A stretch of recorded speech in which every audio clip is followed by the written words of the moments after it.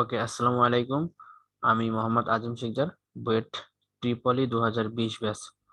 ওকে, আজকে আমরা আইআইটি 2020 এর ফিজিক্স পেপার 1 এর 2-3টা প্রবলেম সলভ করবো আইআইটি অ্যাডভান্স এর। ওকে ওকে কোশ্চেন নং 18 নং কোশ্চেনে বলছে a circular disc of radius R carry surface charge density sigma equal to sigma not into 1 - small r divided by capital R. Okay, এটা দ্বারা কি বোঝায়? আমাদের কাছে একটি ডিস্ক আছে সার্কুলার, যার ব্যাসার্ধ হচ্ছে কত? Capital R. ওকে, এখন আহ, এই ডিস্কের উপরে চার্জ আছে। ওকে, এখন এই চার্জের ঘনত্ব প্রতি জায়গায় সেম না। চার্জের ঘনত্ব এক এক জায়গায় এক এক রকম, বুঝছো? এই চার্জের ঘনত্ব এক এক জায়গায় এক এক রকম। আমাদের এই চার্জের ঘনত্ব এই স্থানে যা, এই স্থানে অন্যটা, এই স্থানে অন্যটা। এটা ডিপেন্ড করে কিসের উপরে? কেন্দ্র থেকে দূরত্ব, যে স্মল আর, এইটার উপরে ডিপেন্ড করে চার্জের ঘনত্ব, সারফেস ডেনসিটি নির্ভর করতেছে। ওকে, এটা ফাংশন দেওয়া আছে একটা। ওকে, এটা একটা ফাংশন দেওয়া আছে। ওকে, where sigma naught is a constant and r is the distance from the center of the disk. ওকে, আমি এটা বলে দিছি। আর হচ্ছে আহ, কেন্দ্র থেকে যে পয়েন্টের ডেন্সিটি নির্ণয় করব, ওই পয়েন্টের দূরত্ব small R. Okay, electric flux through a large spherical surface that encloses the charged disk completely is finite. ওকে, এটা হয়, এটা আমাদের এই 1 নং চিত্র এইটা। আর এটা যদি 2 নং চিত্র হয়, চিত্র দুইটা কোশ্চেনে কিন্তু দেওয়া নাই, আমি বোঝানোর জন্য চিত্র দুইটা জাস্ট অ্যাড করলাম। বুঝছি? এটা তোমার নিজের চিন্তা করে চিত্র আঁকতে হবে বা ফিল করতে হবে। ওকে, প্রথম কেজে হচ্ছে এটা। ওকে, এখানে বলা আছে যে ওই যে ডিস্কটা, এই আর ব্যাসার্ধের এবং এই চার্জ ডেনসিটির ডিস্কটা আমি একটা বলের ভিতরে বা স্ফেরিক্যাল সারফেস বা গোলকাকৃতির একটা গোলকের ভিতরে রাখলাম। ওকে, গোলকের ভিতরে রাখলাম, যার ব্যাসার্ধ আর, সম্পূর্ণ ডিস্কটা গোলকের ভিতরে রাখলাম। এখন এই ডিস্কের উপরে তো চার্জ আছে, যেহেতু ডিস্কের উপরে চার্জ আছে, এই চার্জের জন্য আমাদের যে লাল আউটার সারফেস থেকে ফ্লাক্স নির্গত হবে। ওকে, সেই ফ্লাক্সের মান ফাই নট। ওকে, 1 নং কেস, 1 নং চিত্রে। ওকে, এখন আমরা 2 নং চিত্রে যাব। Electric flux through another spherical surface of radius r/4। Okay, আর একটা স্ফেরিক্যাল সারফেস মানে অন্য আরেকটা আমাদের r/4 ব্যাসার্ধে একটা বল আছে, ফুটবল বলের মতো বা গোলক আছে, যেটা আমি 2 নং চিত্রে দেখাইছি লাল সারফেস দিয়া, এবং concentric with a disc is phi. Okay, এখন যে ডিস্কটা আমাদের আছে, সেই ডিস্কের কেন্দ্র এবং আমার এই r/4 ব্যাসার্ধের যে গোলকটা আমি আছে, সেই গোলকের কেন্দ্র একই। ওকে, সেটা আমি এই যে লাল বৃত্ত দিয়ে দেখাইলাম। ওকে, এখন দেখা যাচ্ছে r/4 ব্যাসার্ধের যেহেতু আমাদের কি গোলক, তার মানে r/4 ব্যাসার্ধের অংশটুকু গোলকের ভিতরে থাকবে। r/4 ব্যাসার্ধের এই যে অংশটুকু, এই অংশটুকু আমাদের 2 নং চিত্রে বা 2 নং কেসে গোলকের ভিতরে থাকবে, এবং বাইরের ডিস্ক ডিস্কের ব্যাসার্ধ কত? ডিস্কের ব্যাসার্ধ হচ্ছে আর, তার মানে বাকি যে অংশটুকু, এই অংশটুকু তো আমাদের কি গোলকের বাইরে থাকবে, এটা আমরা বলতেই পারি। ওকে, তার মানে গোলকের ভিতরে থাকবে আমাদের এই লাল অংশটুকু, আর ব্যাসার্ধের অংশটুকু। ওকে, সরি, r/4 ব্যাসার্ধের অংশটুকু। ওকে, আর প্রথম কেজে আমাদের গোলকের ভিতরে থাকবে টোটাল ডিস্ক, সে সম্পূর্ণ ডিস্ক মানে আর ব্যাসার্ধের ডিস্ক। ওকে ওকে, আশা করি বুঝতে পারছি। ওকে, আচ্ছা। ওকে, এখন আমাদের নির্ণয় করতে বলছে কি, দুই ক্ষেত্রে আমাদের ফ্লাক্সের রেশিও বের করতে বলছে। প্রথম ক্ষেত্রে এই আমাদের বাইরের আউটার সারফেস বা বলের যে সারফেস, স্ফেরিক্যাল সারফেস বা গোলাকার সারফেস, এইটা, এই এই গোলাকার সারফেস থেকে যে ফ্লাক্স নির্গত হবে সেটা হচ্ছে φ0। এবং দ্বিতীয় ক্ষেত্রে এই সারফেস থেকে যে ফ্লাক্স নির্গত হবে সেটা যদি ফাই হয়, তাহলে phi naught divided by phi equal to what, এটা তোমার নির্ণয় করতে বলছে নাকি? ওকে, এটা আমরা এখন নির্ণয় করব। ওকে, এটাই আমাদের নির্ণয় করতে বলছে, কিন্তু এখন এটা আমরা ইজিলি নির্ণয় করতে পারি, কিন্তু এটা আমরা ইজিলি নির্ণয় করতে পারি। ওকে, তাহলে এখন সলভের দিকে আগাই আমরা। এগুলো মুছে ফেলি, আমাদের সুন্দর দেখায়। ওকে,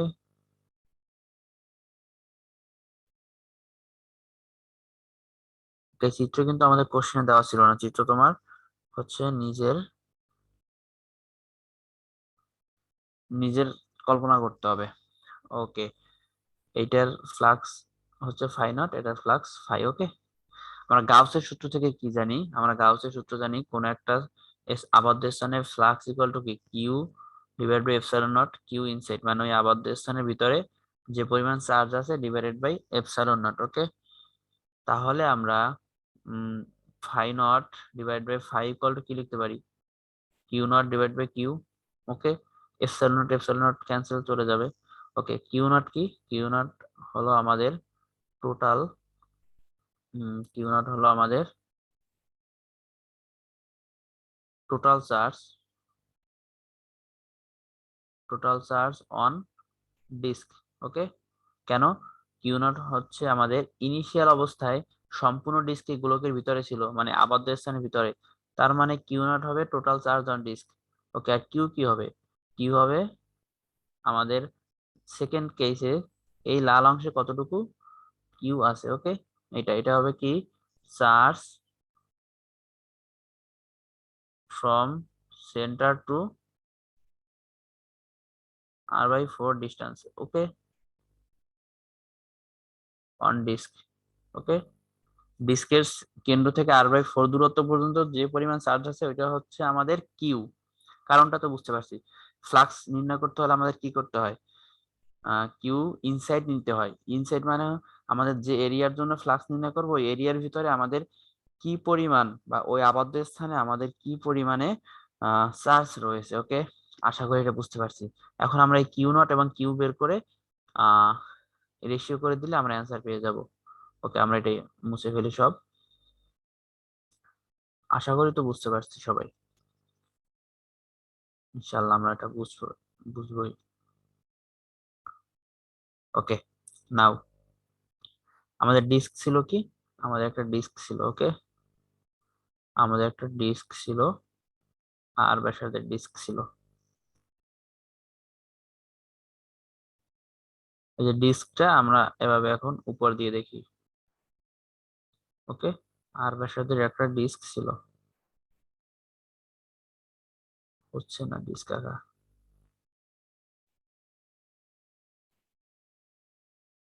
ওকে, আর ব্যাসার্ধের ডিস্ক ছিল, শুধুমাত্র ডিস্কটা আঁকলাম, এই যে লাল এই ডিস্কটা আমি আঁকলাম। ওকে, সুবিধার জন্য বড় ডিস্ক আঁকলাম। ওকে, এখন ডিস্কের উপরে চার্জ কি হবে? প্রথমে আমরা কিউ নট নির্ণয় করি, কিউ নট নির্ণয় করবো, দেন হচ্ছে আমরা কিউ নির্ণয় করবো। ওকে, কিউ নট হচ্ছে ডিস্কের উপর টোটাল চার্জ। এখন ডিস্কের উপর টোটাল চার্জ কত হবে? আমি একটা কাজ করি, ডিস্কের উপর টোটাল চার্জ নির্ণয় করার জন্য আমি ডিস্কের কেন্দ্র থেকে আর ডিস্টেন্সে ডি এর পুরুত্বের একটা ক্ষুদ্র অংশ কেটে নিই। ওকে, ডি এর পুরুত্বের একটা ক্ষুদ্র অংশ, খুবই ক্ষুদ্র একটা অংশ কেটে নিই ডি এর পুরুত্বের। ওকে, বুঝতে পারছি। ওকে, ডি এর কি হবে? এই যে একটা পুরুত্ব, খুবই ক্ষুদ্র, এমন এমন ক্ষুদ্র যেটা আমার কল্পনার অতীত, এতই ক্ষুদ্র একটা অংশ আমরা কেটে নিব। এখন এই ক্ষুদ্র অংশের জন্য চার্জ যদি আমাদের ডি কিউ হয়, ওকে, সেই ডি কিউ এর মান কত হবে? সিগমা ডি এ হবে না? সিগমা আমাদের চার্জ ডেনসিটি, মানে একক দৈর্ঘ্যে, সরি একক ক্ষেত্রফলে, সিগমা হলো আমাদের একক ক্ষেত্রফলে যে পরিমাণ চার্জ আছে সেটা, এবং আমাদের এই যে ক্ষুদ্র কালো অংশ, এই কালো অংশটা দেখাইছি, কালো অংশের ক্ষেত্রফল যদি ডিএ হয়, তাহলে ডিএ ক্ষেত্রফলে কি হবে? Sigma into DA. এটা ঐকিক নিয়ম, কিন্তু একক ক্ষেত্রফলে সিগমা, সুতরাং ডিএ ক্ষেত্রফলে কত? Sigma into DA. ওকে, তাহলে সিগমার মানটা কত হবে? Sigma not 1 - r divided by R, r ডিস্টেন্সে যেহেতু বলছি, ডি এর মান কত হবে? ওকে, একটা কাজ করি আমরা, এই যে ক্ষুদ্র অংশের ক্ষেত্রফল নির্ণয় করতে হবে, ক্ষুদ্র কালো অংশের ক্ষেত্রফল নির্ণয় করতে হবে। ওকে, এখন আমরা একটা কাজ করি, কালো অংশটাকে এভাবে কেটে দেই।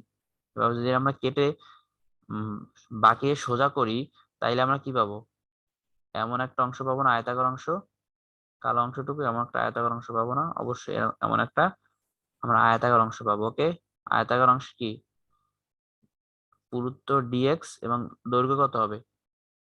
2 পাই আর, সরি ডি আর হবে, আমরা আর ধরছিলাম, এক্স ধরি নাই তো। এটা হবে ডি ডি আর। ওকে, ওকে, এটা হবে ডি আর। তাহলে ক্ষেত্রফল কত হবে? দৈর্ঘ্য ইন্টু প্রস্থ, 2 পাই আর ডি আর। ওকে, ডি হবে 2 পাই আর ডি আর। ওকে, এটা এটা হলো ডি কিউ, এই ক্ষুদ্র অংশের ডি কিউ। এখন যখন আমরা কিউ নির্ণয় করব তখন এটাকে ইন্টিগ্রেশন করতে হবে। Sigma not 1 - r/r 2 pi R D R integration করতে হবে। ওকে, ওকে, এখন ইন্টিগ্রেশন করব। ইন্টিগ্রেশনের লিমিট কত হবে? আমরা দুইটা জিনিস নির্ণয় করব, কিউ নট এবং কিউ, দুইটা রেশিও লাগবে না আমাদের। ওকে, তাহলে কিউ নট আর কিউ এর রেশিও আমাদের অ্যান্সার। এখন কিউ নট কি হবে? কিউ নট যখন নির্ণয় করব, টোটাল ডিস্কে নির্ণয় করব না? কিউ নট হচ্ছে কি? 1 নং কেস, 1 নং কেসে কি টোটাল ডিস্কের ক্ষেত্র, সরি, টোটাল ডিস্কে যে পরিমাণে আমাদের কি আছে, চার্জ আছে ওইটা। তাহলে 0 থেকে কি হবে? সম্পূর্ণ ডিস্কের জন্য ক্যাপিটাল আর, এটা আমাদের কিউ নট। বুঝতে পারছি কিনা? কারণ কিউ নটের ক্ষেত্রে টোটাল চার্জ, এই আমাদের সমস্ত অংশ জুড়ে টোটাল চার্জ নির্ণয় করতে হবে। ওকে, এখন কিউ এর জন্য কতটুকু চার্জ নির্ণয় করতে হবে বলো? 2 নং কেজে, কেন্দ্র থেকে r/4 দূরত্ব পর্যন্ত। 2 নং কেজে কেন্দ্র থেকে কেন্দ্রের দূরত্ব 0 এবং ম্যাক্সিমাম কেজে r/4 দূরত্ব পর্যন্ত। Sigma not 1 - r/r 2 pi R D আর। ওকে, তাহলে এই দুইটা রেশিও আমাদের অ্যান্সার, কিউ নট এবং কিউ এর রেশিও। ওকে, এখন এটা আমরা নির্ণয় করি, এটাকে ইন্টিগ্রেশন করলে আমাদের কি আসে? ওকে, এটা বলো, ইন্টিগ্রেশন করলে কি আসে? ইকুয়াল টু, এখান থেকে ইন্টিগ্রেশন করলে কি আসে? 2 পাই, 2 পাই সিগমা নট তো ধ্রুবক, বাইরে আনলাম। Integration of R minus r² by R dr equal to 2 pi sigma naught. এটাকে ইন্টিগ্রেশন করলে কি হয়? r² by 2 minus r³ by 3r। ওকে, এখন এখানে লিমিট বসাইতে হবে। লিমিট আমাদের ইচ্ছা মতো বসাবো। ওকে, ইচ্ছা মতো বসাবো বলতে কিউ নটের জন্য একটা লিমিট এবং কিউ এর জন্য অন্য আরেকটা লিমিট। ওকে, এখন আমরা একটু মুছে ফেলি, এগুলো তো মুছে ফেলি, আশা করি বোঝা গেছে। ওকে, আচ্ছা, এখন আমরা এটা মুছে আবার এখান থেকে লিখবো,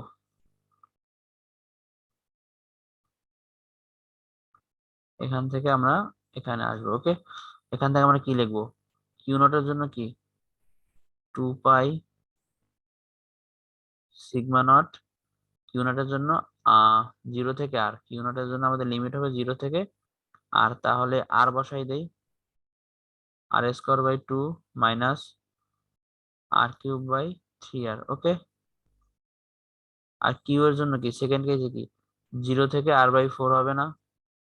সেকেন্ড কেজে 0 থেকে r/4, তাহলে 2 pi sigma not into r² by 2 না, তাহলে এখানে হবে r/4 তার স্কোয়ার ইন্টু 2 মানে half minus r³ by 3r, r/4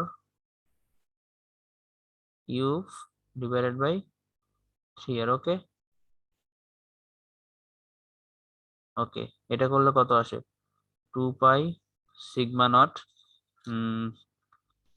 1/4 into 2 equal to আসে 1/32 r² by 32 minus 1/4 cube into 3, এখানে আসে 1/192। আর কিউব ডিভাইডেড বাই 192 আর। ওকে, এখন কিউ নট আর কিউ যদি আমরা ডিভাইড করে দেই, এখন আমরা কিউ নট বাই কিউ যদি ডিভাইড করে দেই, তাহলে 2 পাই সিগমা নট, এবং 2 পাই সিগমা নট ক্যান্সেল হয়ে যায় দুই ক্ষেত্রেই। আর স্কোয়ার আর কিউব আর আর সবই তো ক্যান্সেল হয়ে যায়। উপরে থাকে হাফ -1/3, নিচে থাকে 1/32 -1/192। ওকে, তাহলে এটার অ্যান্সার কত হয়?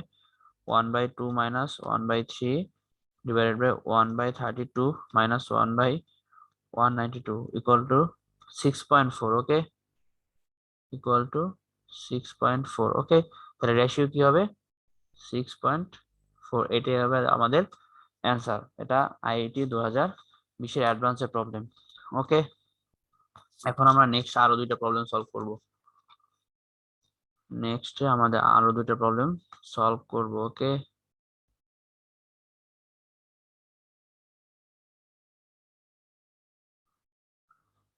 ওকে, আমাদের নেক্সট প্রবলেম, এটা কোশ্চেন নম্বর কত?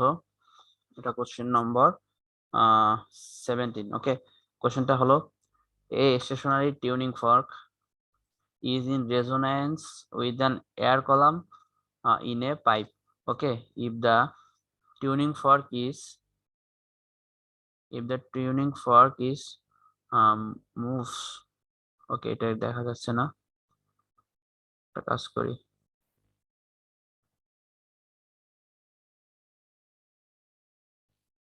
ওকে, এখন মনে হয় দেখা যাচ্ছে। ওকে, এটা আইআইটি 2020 অ্যাডভান্সের প্রবলেম,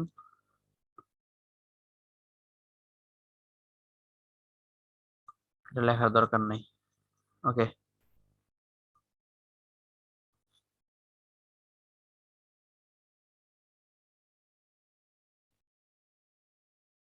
ওকে, এই স্টেশনারি একটা স্থির tuning fork is in resonance with an air column in a pipe. Okay, একটি পাইপ আছে, একটি পাইপের সাথে রেজোন্যান্স গঠন করতেছে কে? একটি tuning fork.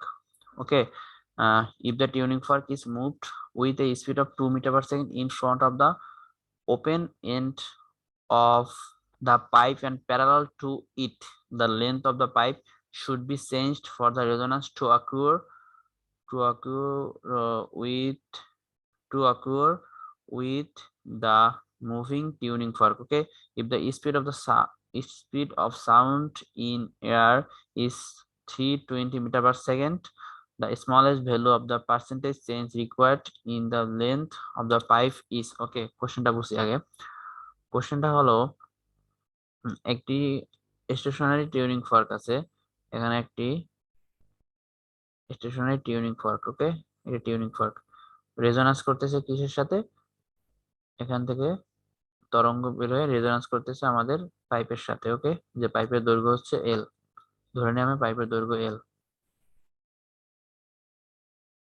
Okay, if the tuning fork is moved with a speed 2 meter/second in front of the open end of the pipe. ওকে, এখন আমি কি করলাম, সেকেন্ড কেজে এইটাকে পাইপের কাছে আমি 2 মিটার/সেকেন্ড বেগে প্যারালালি আমি কি করতেছি, স্পিডে আনতেছি। Okay, parallel to it the length of the pipe should be changed for the resonance. এখন সেকেন্ড ক্ষেত্রে 2 মিটার/সেকেন্ড বেগ দেওয়ার পরে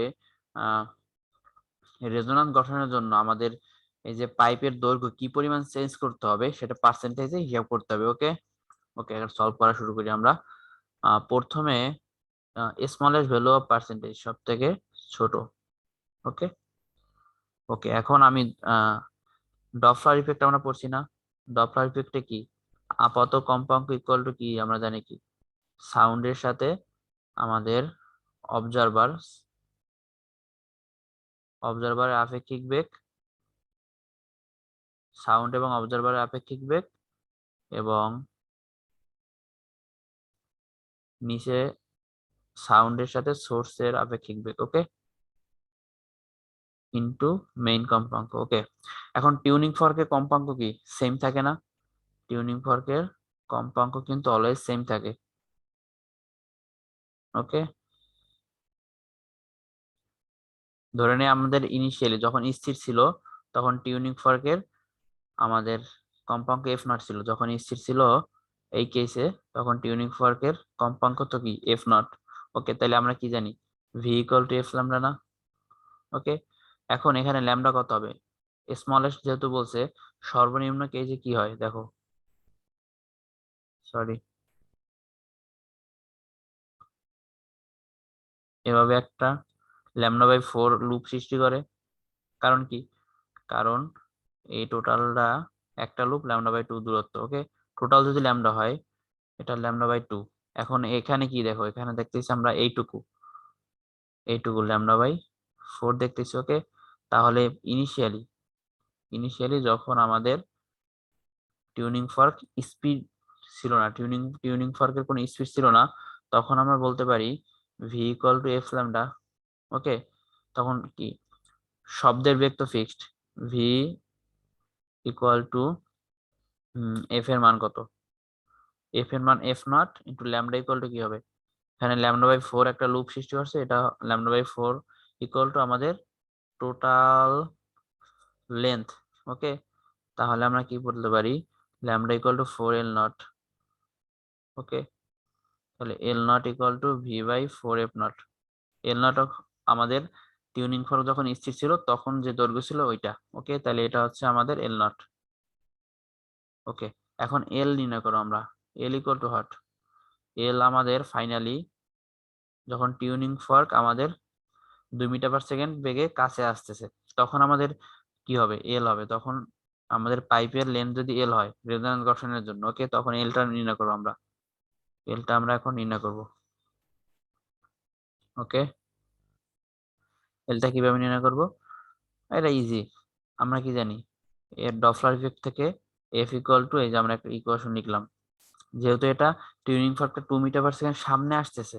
ওকে, এটা ভালোভাবে খেয়াল করি, এটা ভালোভাবে খেয়াল করি ডপলার ইফেক্টটা। টিউনিং ফর্ক কি এদিকে আসতেছে 2 মিটার/সেকেন্ড, টিউনিং ফর্ক কি সোর্স না? অবজারভার কি আমাদের এই যে সারফেস, এই সারফেসে ধরো একজন অবজারভার আছে দাঁড়ানো, সে যেটা অবজার্ভ করবে সেটাই আমাদের টিউনিং পাইপের ভিতরে যাবে, ঠিক না?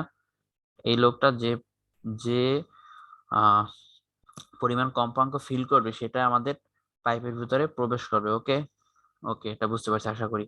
এখন এটার মান কত হবে? এফ ইকুয়াল টু আমরা কি জানি সাউন্ড এবং অবজারভারের আপেক্ষিক আপেক্ষিক বেগ কত? সাউন্ড কোন দিকে যাইতেছে, যেহেতু অবজারভার শুনবে, অবজারভারের কানে শুনবে, তাহলে সাউন্ড একই দিকে আসতেছে। ওকে, সাউন্ডও কিন্তু আমাদের একই দিকে আসতেছে। তাহলে সাউন্ড এবং সোর্স যদি একই দিকে আসে তাহলে আপেক্ষিক বেগ কি হবে? এদের ডিফারেন্স বিয়োগ 320 মাইনাস 2, সরি সাউন্ড এবং অবজারভার। ওকে, বুঝছি। এখন সেকেন্ড কেজে কি হবে? সাউন্ড এবং সোর্স, সরি এখানে অবজারভার তো জিরো, অবজারভার বেগ জিরো না? অবজারভার এখানে স্থির অবস্থানে আছে। ধরো এই যে আমাদের পাইপ তো স্থির, পাইপের উপরিতলে আমাদের যে পরিমাণ কম্পাঙ্ক আসবে, তার মানে পাইপের উপরিতলে যদি একজন লোক থাকে সে যে পরিমাণ কম্পাঙ্ক ফিল করবে সেটাই পাইপের ভিতরে যাবে। এখন পাইপের উপরের লোকজন তো স্থির, ওই পাইপ তো নড়তেছে না, তার মানে অবজারভার স্থির, তাহলে অবজারভার জিরো। ওকে, এখন হচ্ছে নিচে হচ্ছে সাউন্ড এবং সোর্সের, সোর্স কি, সোর্স এইদিকে 2 মিটার/সেকেন্ড আসতেছে, সাউন্ডও নিচের দিকে 2 মিটার/সেকেন্ড বেগে আসতেছে, তখন এদের আপেক্ষিক বেগ কত হবে? সাউন্ড একই দিকে আসতেছে, তাহলে 320 মাইনাস 2 ইন্টু এফ নট হচ্ছে কি টিউনিং ফর্কের মূল কম্পাঙ্ক। ওকে, এখন এটা কত আসে? 320 divide by 318 equal to 160, 160 divide by 159 f not. Okay, এটা হচ্ছে আমাদের এফ। এখন সেকেন্ড কেজ আমরা কি জানি V equal to F lambda. Okay, V তো ফিক্সড, ইকুয়াল টু এফ কত হবে? এফ ইকুয়াল টু হবে 160 divided by 159 F F dot into lambda কত হবে? ল্যামডা ইকুয়াল টু 4L না? আমরা দেখছিলাম ল্যামডা ইকুয়াল টু 4L, কারণ এখানে λ/4 দূরত্ব অতিক্রম করে আমাদের কি তরঙ্গ, তাহলে ল্যামডা বাই 4 ইকুয়াল টু কি এল, তাহলে ল্যামডা ইকুয়াল টু 4L। ওকে, এখান থেকে আমরা পাই কি, এখান থেকে আমরা পাই এল ইকুয়াল টু আমরা কি পাই ভি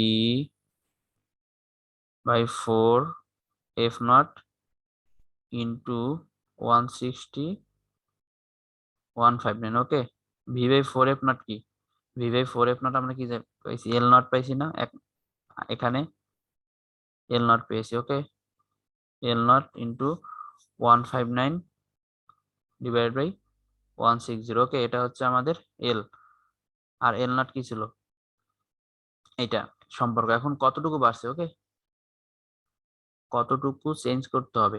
ওকে, এখন চেঞ্জ করতে হবে কি, del L by L nought into 100 কত পার্সেন্ট। ওকে, চেঞ্জ করতে হবে কি L minus L nought divided by L nought. Okay, L এর মান কত, L nought 159 divide by 160 minus 1 common নিলে এল নট ক্যান্সেল, তাহলে আমরা পাই 159 divided by 160 minus 1 into 100 0.625। Okay, এখান থেকে আমরা পাই মাইনাস 0.625%, মানে এত পার্সেন্ট কমাইতে হবে। ওকে, তার মানে আমাদের কি পরিমাণ চেঞ্জ করতে হবে, আমাদের লেন্থ যদি রেজোন্যান্স গঠন করতে হয় তাহলে আমাদের পাইপের লেন্থ কমাইতে হবে, কত, মাইনাস 0.625%। ওকে, এটা আমাদের অ্যান্সার। ওকে, এখন আমরা নেক্সট প্রবলেমে যাব।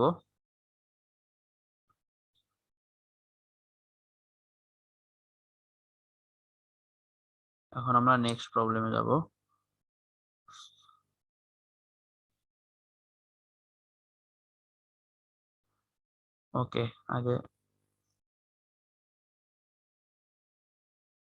আমাদের নেক্সট প্রবলেম এটা, এটা খুব মোটামুটি একটা প্রবলেম, বেশি কঠিন প্রবলেম না কিন্তু। এটা আমাদের আইআইটি 21 সালের কোশ্চেন, অ্যাডভান্স 2020-এর পেপার 1 ফিজিক্সের। ওকে, এখন এটা আমরা সলভ করব।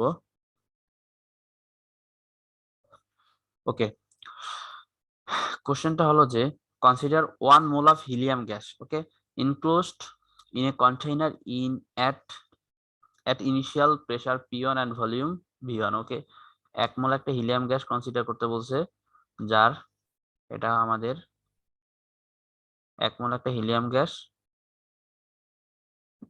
যার ইনিশিয়াল প্রেসার কত, ইনিশিয়াল প্রেসার P1 এবং ভলিউম হচ্ছে V1। ওকে, ইট এক্সপ্যান্ডস আইসোথার্মালি ভলিউম 4V1। পরে কি হয়েছে, পরে এটা কি আইসোথার্মালি বা সমষ্ণ প্রক্রিয়ায় কি হয়েছে, প্রসারিত হওয়ার ফলে কি হয়েছে, এর আয়তন 4V1 হয়ে গেছে। Okay, after this the gas expand adiabatically. পরে কি হয়েছে, আবার গ্যাসটি আবার কি হয়েছে, আবার এক্সপ্যান্ড হয়েছে, আরো প্রসারিত হয়েছে, এবং নতুন এটা হচ্ছে রুদ্ধতাপীয় ভাবে।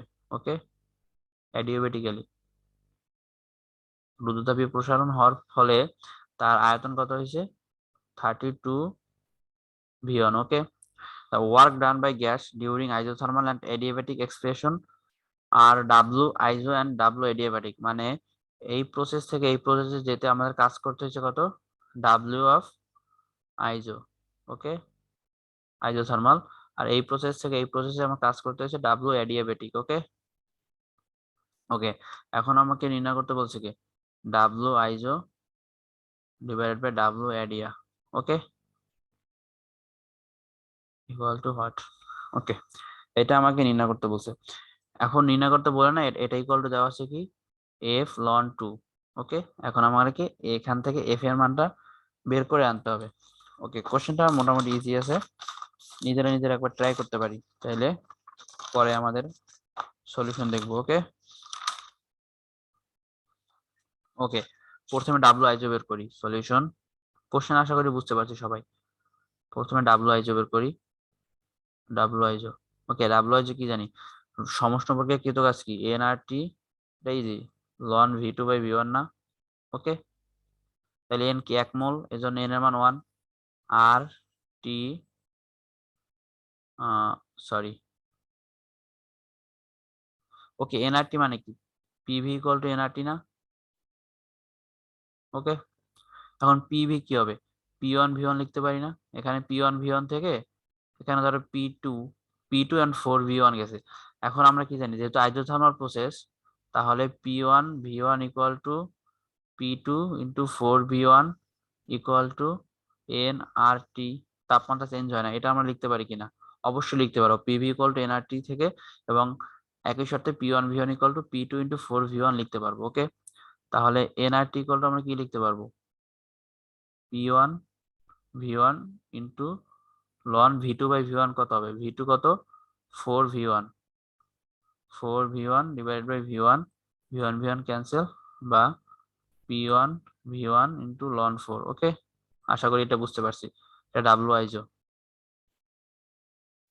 ওকে, দেখো এখান থেকে আমরা যে একটা ইকুয়েশন লিখলাম সমষ্ণ প্রক্রিয়া থেকে, এই ইকুয়েশন থেকে আমরা কি লিখতে পারি, পি টু ইকুয়াল টু লিখতে পারি V one, V one cancel, P one by 4। এটা আমাদের লাগতে পারে সামনে, জন্য বের করে রাখলাম। ওকে, লাগতে পারে এজন্য বের করতে রাখলাম। ওকে, ডাব্লু আইজো। এখন হচ্ছে ডাব্লু আমাদের কি নির্ণয় করতে হবে, অ্যাডিয়াবেটিক মানে রুদ্ধতাপ বিপরীকে আমাদের কি পরিমাণ কাজ হয়েছে, এটা আমাকে নির্ণয় করতে হবে। রুদ্ধতাপ বিপরীকে কৃত কাজ কি হবে, ডাব্লু ইকুয়াল টু কি ইন্টিগ্রেশন অফ পি ডিভি। সূত্র একটা আছে আমাদের, জাস্ট সূত্রটা করলেও পারো না করলেও পারো, নো প্রবলেম, আমি মেইন প্রসেস দেখাই। ওকে, আর রুদ্ধতাপ বিপরীকে কি জানি, P V to the power gamma equal to constant. Okay, okay, তার মানে আমাদের এই 2 নং পাত্র এবং এই 3 নং পাত্র, এই দুই ক্ষেত্রেই কি হবে, P V to the power gamma equal to constant থাকবে। ওকে, এটা আমরা বলতে পারি। ওকে, এটা আমরা বলতে পারবো। তাহলে আমরা কি লিখতে পারি, P equal to K by V to the power gamma. Okay, K by V to the power gamma dV. Okay, K equal to কি integration of dV by V to the power gamma. V এর মান কত হবে বলো, V এর limit কত হবে, যেহেতু এটা 4 ভি ওয়ান থেকে পরবর্তীতে 32 ভি ওয়ান হয়েছে, তার মানে ইনিশিয়ালি ছিল কি 4 ভি ওয়ান, আর ফাইনাল হবে কি 32 V one. Okay, equal to K কি হবে, কে তো কনস্ট্যান্ট বাইরে থাকলো, এবং গামার মান কত, হিলিয়াম গ্যাস কি একটা এক পারমাণবিক না, তাহলে 5/6 না, এক পারমাণবিক হইলে কত হয়, সরি 6/5 না গামার মান, কি বললাম,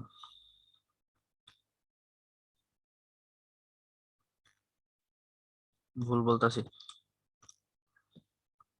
গামার মান 1.67 না, 1.67 মানে 5/3। ওকে, গামা ইকুয়াল টু 5/3, যেহেতু হিলিয়াম গ্যাস। ওকে, তার মানে আমরা এখানে লিখতে পারি 5/3 না, তখন আমরা লিখতে পারি V to the power 5/3 minus, যেহেতু নিচে গামা আছে, তার মানে -5/3, গামাটা উপরে উঠে গেলে +1 ডিভাইডেড বাই -5/3 +1। ওকে, এখানে লিমিট কত হবে, লিমিট হবে 4 V one to 32 V one. Okay, আশা করি বুঝতে পারছি। ওকে, কে কনস্ট্যান্ট রাখলাম, এন্ড 1 - 5/3 কি হবে, 1 - 5/3 -2/3 ইন্টু 3 ইকুয়াল টু হবে -3/2, উপরে উঠে গেলে -3/2, এন্ড এখানে হবে কি 32 ভি ওয়ান ইকুয়াল টু -3/2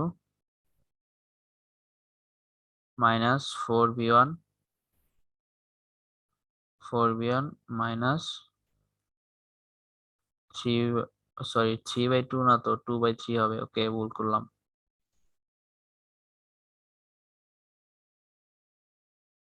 ওকে, এখানে ভুল করলাম, প্রবলেম নেই, ভুল করলে তো আমরা ঠিক করতেই পারি। ওকে, -2/3, -2/3 -2/3। ওকে, ওকে, এটা আমরা লিখতে পারি। এখন কে এর মানটা আমাদের কিন্তু জানা খুবই জরুরি। কে এর মানটা কি হবে, কে এর মানটা কি হবে, রুদ্ধতাপ বিপরীকে কি সিস্টেমের যে চেঞ্জ আসুক না কেন সবসময় P V to the power gamma equal to K. Okay, তাহলে এখান থেকে আমাদের এই পজিশনে গেছে। ওকে, তাহলে এই পজিশনে কি P2 মানে কত? P2 ইকুয়াল টু P1/4 পাইছিলাম আমরা, এই তো মনে আছে। তাহলে এখানে চাপ হচ্ছে P1/4 এন্ড আয়তন হচ্ছে 4V1। ওকে, তাহলে আমরা এখান থেকে কি লিখতে পারবো? PV2/গামা ইকুয়াল টু যেহেতু K, তাহলে P1/4 into 4V1 whole to the power gamma equal to K। এটা আমরা লিখতে পারি কিনা? অবশ্যই লিখতে পারি, কারণ এই অংশটুকু আমাদের রুদ্রতাপীয় প্রক্রিয়ার একটু অংশ ছিল। ওকে, তাহলে আমরা K এর মানটা কি লিখবো? P1/4 সেকেন্ড বাক্সে বা সেকেন্ড অবস্থায় P1/4 into 4V1 whole to the power gamma মানে কত? গামা 5/3। ওকে, ইন্টু -3/2 ইন্টু হচ্ছে কত? 32V1 -2/3 -4V1 whole to the power -2/3। ওকে, এই বিশাল ক্যালকুলেশন যদি আমরা করি তাহলে আমাদের আসে 1/4 into 4 two the power 5/3 into -3/2 -3/2। ওকে, এখানে একটু ভুল করছি, আমাদের -3/2 সবার সাথে গুণ। ওকে, এখানে হবে second bracket -3/2 into 32 whole to the power -2/3 -4 whole to the power -2/3। Okay, okay, এখানে এটা ক্যালকুলেশন করলে আমাদের পাই 9/8 P1 and V1। Okay, 9/8 P1 V1। ওকে, এটা হচ্ছে আমাদের কি ডাব্লু এরিয়া। ওকে, আর ডাব্লু আইজো কি? ডাব্লু আইজো পাইছিলাম আমরা P1 V1 লন 4। ওকে, লন 4 না, এখানে লন 2 আকারে আছে, দেখছো কোশ্চেনে। তার মানে এখানে আমরা কি লিখতে পারি? লন 4 ইকুয়াল টু 2 স্কয়ার লিখতে পারি। স্কয়ারটা সামনে আসবে, 2P1 V1 লন 2। ওকে, এখন আমরা রেশিও বের করবো। এখন আমরা রেশিও বের করি। সব তো আশা করি বুঝছি, এগুলো মুছে দিলে সমস্যা নেই। তাহলে এখান থেকে জাস্ট এখন অ্যান্সারের দিকে যাব। ডাব্লু আইজো ডাব্লু এরিয়া দুইটাই বের করে ফেলছি আমরা। ওকে, ওকে, তাহলে W iso W adia equal to কি? W iso 2P1 V1 ln 2, 2P1 V1 ln 2, আর W adia 9/4 P1 V1 cancel. তখন আমাদের আসে কি? সরি, 9/4 নাকি 9/8 আসে? সরি, 9/8 আসে। ক্যালকুলেশন করলে 9/8 আসে। তাহলে কত আসে? 16/9। তাহলে আমাদের আসে 16/9 আসে।